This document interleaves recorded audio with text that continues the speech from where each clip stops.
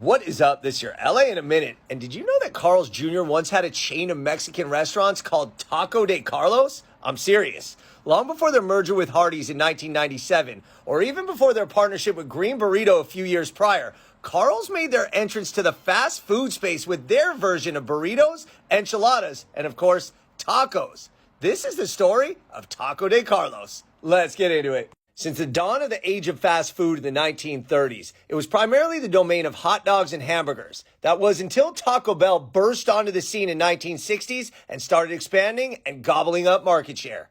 That was when upstart Carl's Jr., which barely had 100 locations at the time and had actually started as a hot dog restaurant, decided to muscle in on Taco Bell's territory and get into the new cuisine. They rolled out a classic teaser campaign in 1971 saying that what Carl's Jr. did for the hamburger, Taco de Carlos has now done for Mexican food.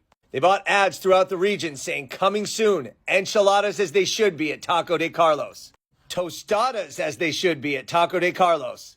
And of course, their version of the Taco Grande, spicy beef, quote, laced with olives, topped with shredded lettuce, special salsa, and cheese. In fact, according to Taco de Carlos, these were tacos the way Californians prefer them. They included that Taco Grande in a special plate, which included Spanish rice, refried beans, and a crisp green salad, all for only 49 cents. By the mid-1970s, they were expanding aggressively, and they had 17 locations throughout Orange County and Los Angeles.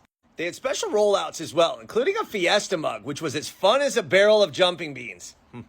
Here's an actual shot at one of those old Fiesta mugs. Taco de Carlos expanded into burritos, quote-unquote introducing the California burrito, though their version, spicy taco meat, savory jack cheese, zesty green chilies, and a tortilla, isn't exactly the California burrito that we know.